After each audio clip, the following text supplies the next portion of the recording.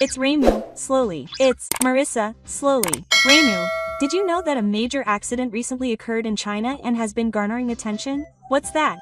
I've never heard of it before. When it comes to major accidents in China, the one that stands out the most is the one where a high-speed train collided and derailed. It was also a topic of conversation because the government tried to bury its own train. The accident that's currently garnering attention is an accident involving a large bridge. An accident involving large-scale infrastructure made in China? I get the feeling that something really bad is going to happen.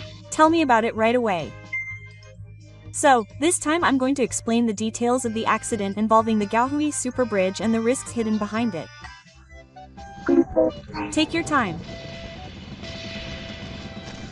The incident occurred on August 22, 2025.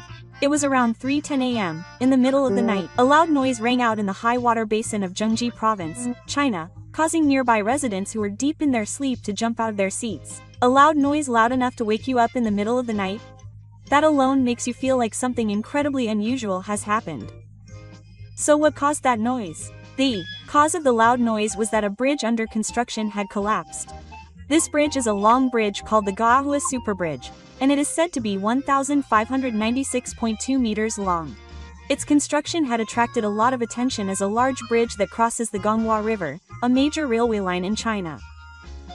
A bridge that is 1.6 kilometers long is quite long. Oh, and it was said that once it was completed, it would be one of the largest railway arch bridges in the world. The construction of this bridge was scheduled to be completed by gradually extending from both sides of the Gaohui River toward the center of the Gonghua River, and connecting them at the end of August 2025. Does that mean it was almost complete? It's an outrageous accident that it suddenly collapsed in the middle of the night. According to the news, the super bridge collapsed in an instant, along a 108-meter section, even though it was not yet complete. At the time of the accident, 16 workers were working on the bridge, and 12 of them lost their lives and 4 are missing. The scale of the accident is surprising, but it's also quite bleak that the accident happened while construction work was going on all night. This bridge was also intended to be a symbol of national renewal for the Chinese Communist Party, and to showcase China's advanced construction technology to the world, so it's likely that they couldn't afford to delay the completion and had to work all night to finish it. But the fact that it collapsed just before completion means that the world has come to realize that they don't trust China's technology. By the way, you said that this bridge was for railways, right? So doesn't that mean it was going to play an important role in logistics in the future? That's sharp. The Gaohuad Bridge is located in the association of the Galwadi Bet Autonomous Warfare Operation in Gaohua Province and the Hualu Pirate Autonomous Operation in Gaohua City, and was one of the important cooperative projects for the Gaohuad Railway. What's more, it was apparently positioned as part of China's national project, the 88-Way Strategy. The 88-Way Strategy. What is that? It's a national project that aims to develop a line that runs north-south across China's high-speed railway network, and to develop a line that crosses the country in an east-west direction, and to connect it with a network of mesh-shaped roads that boast a vast national area, thereby improving logistics efficiency. As of 2023, the completed operating distance of the main route has reached 36,100 kilometers, and it is said that about 80% of it is already in operation. That's amazing! I had the impression that they were building a lot of high-speed railways, but it seems that they were also building quite long routes. It is said that once the 88 routes are completed, various cities will be connected within 2 to 6 hours, leading to the expansion of economic power and urban areas. Some sections of the line that have already been opened have been talked about as having dramatically improved access to tourist destinations.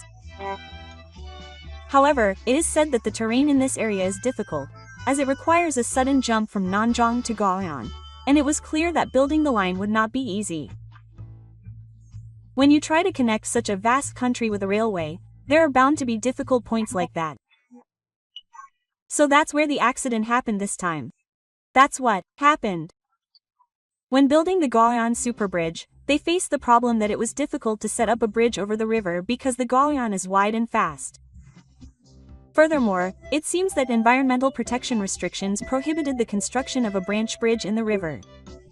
It seems that a method was adopted to extend the arches from both rocks and join them in the center. It seems like a very difficult construction project. What caused it to collapse? This construction method requires the weight of the entire bridge to be supported by wires. Furthermore, the bridge's balance must be maintained during construction, making it the most dangerous bridge during construction. The cause of this accident is thought to be the sudden snapping of the supporting wires. The lifeline wires supporting the bridge snapped. It's no wonder it collapsed. Even though the conditions were tough, was it really necessary to choose such a dangerous construction method? It's certainly not an easy construction method, but there are giant arch bridges in Japan and Europe, so it's not impossible to build one. However, as I mentioned earlier, it is necessary to carry out management to maximize safety during the most dangerous construction phase. In the case of a high-rise bridge, the latter stage from launch to completion is said to be only 2 to 3 years. It's no exaggeration to say that it is a desperate task to build a safe giant arch bridge during this latter stage.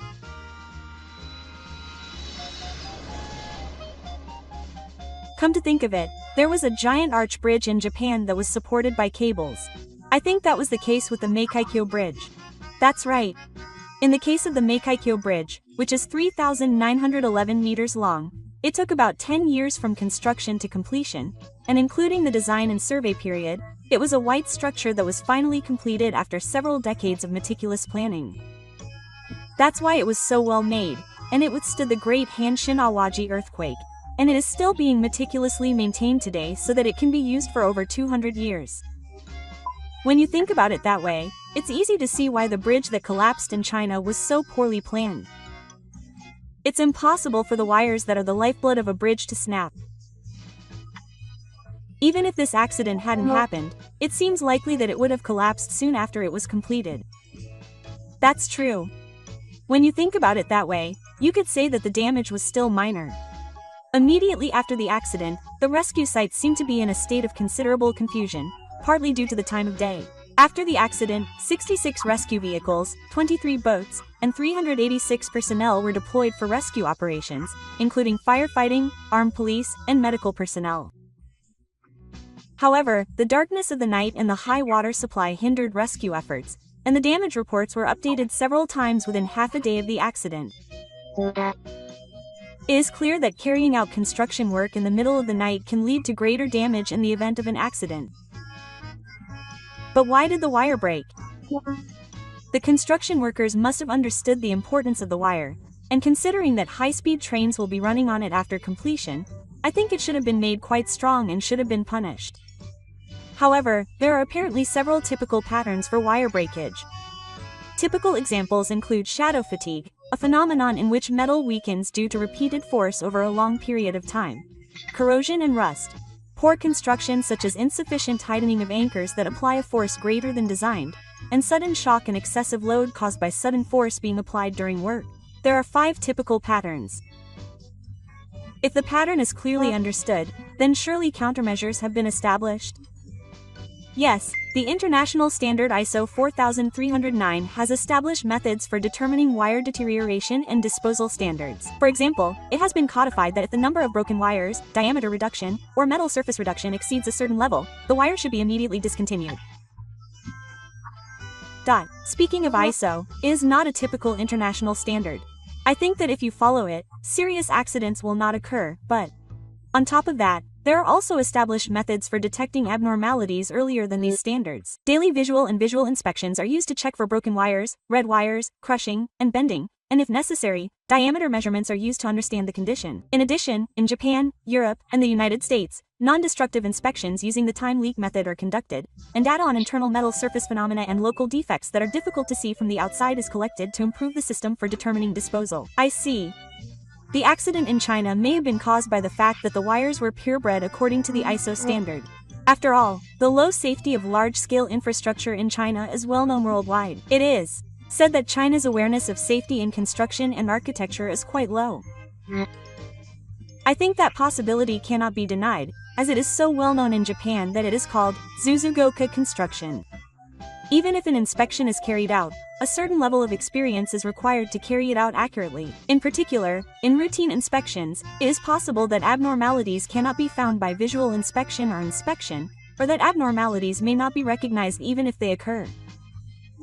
If there is a shortage of experienced inspectors, daily inspections will be meaningless because they will not be relevant. If the shortage of construction workers becomes serious, inspections may become careless. Also, since wires are originally made to be strong, there are some that are not unusable even if they have some problems. I think that it is also possible that inappropriate wires were used in an attempt to meet the deadline due to budget or material procurement issues. There are many possibilities. In any case, the cause is that safety is taken too lightly, so if we were to eliminate that, things might improve a little. But that doesn't work in China. China also has a safety law to ensure safety at production sites, but in reality, there is a shortage of inspectors and supervisors to ensure safety, and those who do are often silenced by being treated like monsters on the road. It is quite common that even if laws are made, there is no intention to enforce them. There is an atmosphere that construction sites are dangerous, and no one is able to point out any danger, no matter how dangerous it may be. The workers think that is how it is, and the supervisors think that since they have been doing things this way up until now, there should be no problem.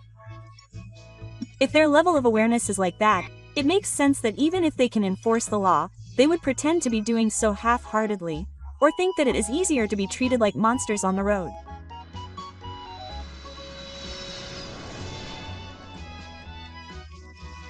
Another fundamental problem is the cost-first culture that is prevalent in China. Conducting regular inspections costs labor, and it also means extending the period, and replacing materials is very expensive. This culture of disliking such costs is rooted in the fact that cost-cutting takes priority over ensuring safety. To put it simply, money is more important than human life, which shows how dark China really is. From the perspective of the construction company, it is cheaper to shut up the company with a single blow than to pay the costs diligently, and from their perspective, they have a rule of thumb that even if an accident occurs because they overlooked something, it is not a big deal, so this negative loop continues. In Japan, I think the supervisory agency would be held responsible if an accident occurred, but is it different in China? Yes, because the Chinese Communist Party is in charge, criticism often does not extend to the supervisory agency even if an accident occurs. Unless it is a major accident that attracts attention from all of China, criticism of the government does not develop. Therefore, the supervisory agency feels that it is more profitable to receive a single blow than to work diligently. Before we even get into the law, it is a matter of national character and the level of awareness on the ground, so it seems very difficult to eliminate the fundamental problem. However, China is the only country that suffers damage from unreliable construction work, so it feels like it is their own fault. However, it is no longer just a problem for China. One reason for this is China's expansion into overseas infrastructure projects. There are many bridges and railway dams around the world that were built using Chinese technology under China's One Road initiative. This means that there is a high possibility that accidents similar to this one will occur in various parts of the world. That would be too dangerous. It's like they're just taking money and planting bombs in other countries. Another reason is their misconduct in international competition. Chinese products manufactured at low cost without regard for safety are sold at lower prices than Japanese and Western products that have invested in safety. When cheap Chinese products win the competition, the idea that neglecting safety will work as a competitive advantage arises. What's that? That's really scary. If we have to neglect safety and cut costs in order to win the competition in order to survive, accidents will continue to occur all over the world. That's right, Japan should also fix the risks behind China's cheapness. I think that in the future, we as consumers will be asked to decide whether to prioritize human life or cost. It's a topic that we need to be conscious of and think about carefully so that we don't make the same mistake as China. Regarding South Korea and China, both countries often feature half-day policies in the media. But what is your impression of the relationship between South Korea and China? To be honest, I haven't heard much about the relationship between the two countries other than the fact that they both share a half-day relationship. However, since South Korea is allied with the United States, isn't it true that they aren't on such good terms with China? I think that's a good general understanding. Let's take a look at the relationship between the two countries, starting from the Cold War era after the end of World War II. When the People's Republic of China was established in 1949, South Korea was an anti-communist country that belonged to the American camp, so it had no border with China. After that, when China invaded Korea in 1950, it instructed North Korea to join the war as the People's Volunteer Army, and from South Korea's perspective, it became a direct enemy country. So, through the Korean War, South Korea and China became estranged by opening up to North Korea. That's right. And time passed, and it was 1992. The normalization of relations between South Korea and China was achieved against the backdrop of three factors: the end of the Cold War, South Korea establishing effective relations with North Korea and adopting a diplomatic policy aimed at pursuing its national interests, and China's reforms leading to improved relations in the international community. The normalization of relations between the two countries was achieved as a result of the acceleration of globalization efforts as the war came to a temporary halt. Given the trend of reform and opening up in China, wouldn't the economic ties between South Korea and China have become considerably stronger? That's a sharp point. That's right. The Chinese market, which is a huge market, is an attractive export destination for South Korea. As a result, South Korea's exports to China have increased rapidly. At the same time, major companies such as Samsung, LG, and Hyundai Motors have entered China, riding the wave of China's invitation to foreign companies, and the economic ties between the two countries have become stronger. Like other countries, major companies have entered China in order to make profits in the Chinese market. That's right. As a result, South Korea's dependence on the Chinese market has increased to the point where about a quarter of its exports were destined for China between 2000 and 2015. In terms of inbound tourism, a large number of Chinese tourists are imported to Korea for the purpose of causing foreign harm, bringing economic benefits to Korea. There have been various controversies in Japan due to the killing of foreign Chinese, and similar things have happened in Korea. It really makes you realize that a large population has a great influence on the world. In addition, Korean dramas and semi-professional dramas have become very popular in China, which has led to a boom in Chinese culture. The two countries have also declared a strategic cooperative partnership politically, and have developed a close relationship in terms of economic and cultural exchange. On the other hand, this has led to Korea starting to oppose China. What on earth happened? China has begun to make claims that delve into historical issues related to Korea's mood. Their claim is that the Sino-Korean peninsula was one of the local governments of ancient China and was part of China. In a similar way to how China claims sovereignty over the Senkaku Islands, they have begun to try to take Korea in by using historical events as an excuse. Of course, Korea will oppose this. In Korea, the Sino-Korean peninsula is considered a source of national pride as one of the pillars of the official race. The Chinese mayor strongly protested, calling it a historical intrusion and cultural invasion, sparking a major nationalist debate among Korean media and media professionals. In order to counter this Chinese attitude, South Korea took the step of including a description in its history textbooks that China was trying to incorporate China into its national patriotism. As a result, South Koreans, especially the younger generation, became increasingly suspicious of China. The problem of historical perception has led to the formation of ambivalence in South Korea. However, from an economic perspective, it will still be quite difficult to cut ties with China, and it seems that the question of what measures South Korea should take will be a very difficult one.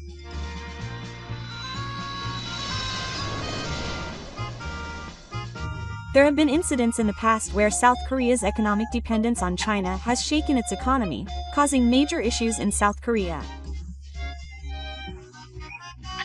This happened in 2016, when South Korea decided to deploy the US-made TILE missile defense system in response to North Korea's rapid development of missiles. China reacted negatively, claiming that it threatened its national security, and launched economic retaliation. Given that North Korea, which shares a border with South Korea, is rapidly advancing its nuclear development, it is only natural for South Korea to strengthen its defenses, but from China's perspective, it must have been unhappy that American weapons were within range of North Korea. That's probably it. From an intellectual perspective, North Korea is a zone of interference between Western and Communist forces, so it's safe to say that everyone is quite nervous. In response to South Korea's missile deployment, China banned Chinese travel agencies from selling South Korean tours, and ordered South Korean companies such as Lot to suspend operations and launched a no-sales campaign. As a result, South Korea's tourism and trade volume suffered a major blow. It's scary when economic ties become stronger. The fact that defying a foreign country results in economic sanctions is something that is still happening today, so South Korea must have become increasingly dissatisfied with China. It is said that South Korea's resentment towards China rapidly heated up around this time. At that time, the Moon Jae-in administration announced the three negatives policy, which included not deploying additional THAIDs due to economic dependence, not participating in the U.S. missile defense system, and not developing a military alliance with the U.S. As a result, the conflict with China was temporarily eased, but some people felt that it was too much for China, and animosity remained. The Moon Jae-in administration lasted until 2022, so does that mean that the seeds of conflict between South Korea and China were smoldering until very recently? That's true. But recently, animosity in South Korea has been rising rapidly again. Could this be related to the next administration, the Yumura administration? As you can see, the Yumura administration has adopted a stance of strengthening the US-China alliance and maintaining a neutral stance, while also announcing that it will join the US in its efforts to strengthen advanced technology.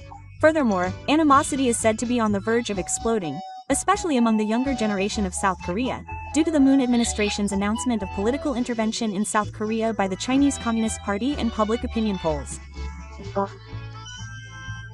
It is now clear that there is a very strong background to the conflict between South Korea and China.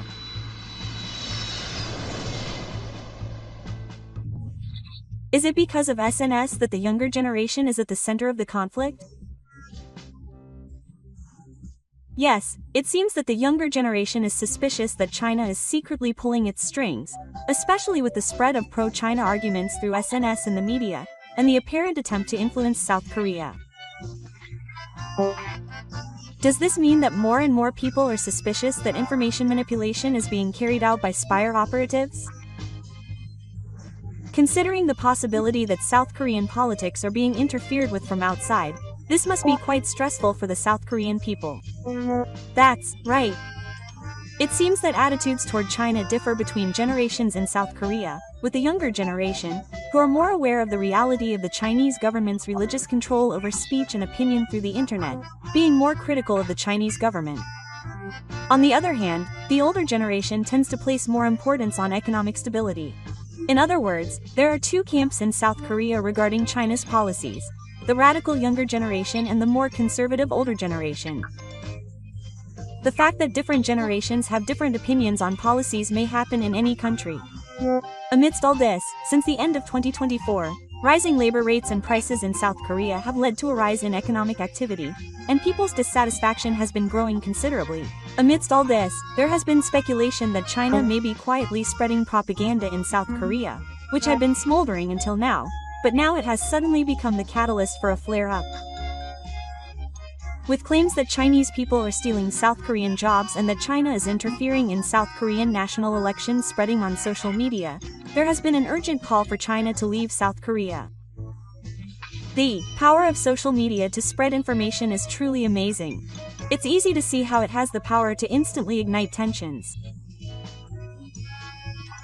According to recent public opinion poll data, 66.3% of South Koreans have a negative view of China, and this figure is said to have risen to 72% among those in their 20s and 30s, so it's easy to see that pent-up dissatisfaction is starting to bubble up. If feelings of anger are growing to that extent, wouldn't South Koreans start taking extreme actions? It seems that the problem is starting to get quite serious. Recently, lectures criticizing the Chinese Communist Party in North Korea have been taking place in the Gangnam district of Seoul on a daily basis. Furthermore, the momentum of the demonstrations has grown, and in July 2025, a Chinese store in Seoul was attacked. Furthermore, it seems that the protests have spread to the Chinese embassy with the same momentum. No, that's too much. It's almost like a riot at this point. If it's become that much of a commotion, wouldn't the clashes with the police have been quite large? That's where the mystery lies. It is said that only 3 people were arrested despite the demonstrators throwing eggs and stones and destroying surveillance cameras for about 2 hours. Only 3? Doesn't that mean the police did almost nothing? How did it turn out like this? There are probably political motives. Intervening in a protest with protesters waving flags could lead to attacks from conservative forces as being in the middle. Furthermore, relations with China could deteriorate, which could have a negative economic impact. The government's actions in order to strike this delicate balance were a ruthless one. South Korea is in a situation where it has to strike a delicate balance in its diplomacy. It dislikes China, but it has no choice but to rely on it economically, so it has to avoid provoking it too much. At the same time, it wants to strengthen its alliance with the United States, so President Lee Jae-myung's game of chance is likely to be quite nerve-wracking. That's right. After the embassy attack, President Lee Jae-myung made a point of promoting practical diplomacy with China and improving relations, but he did not comment on the incident at the time, and it was only on August 12 that he finally addressed the matter. It seems that he was troubled by the government's response to China. So what kind of comments did he make? In short, it seems that he denied the violence caused by the demonstrations and ordered that they be prevented from happening again. In response, China praised the South Korean government while issuing a safety alert and a warning to Chinese nationals, which is apparently spreading anxiety among the Chinese community in South Korea and affecting economic activity. The root cause of this problem lies in the Chinese Communist Party's system, right? That means it won't be solved that easily as long as the Chinese Communist Party's dictatorship continues. That's right. It's unlikely that President Lee Jae-myung will show a centrist attitude, as that would be a swaying of public sentiment, and I think this issue has the potential to escalate further. We'll have to keep an eye on future developments. That's all for the explanation. Was it easy to understand? So, if you enjoyed this video, please subscribe to the channel. Thank you for watching. Please come back again and relax.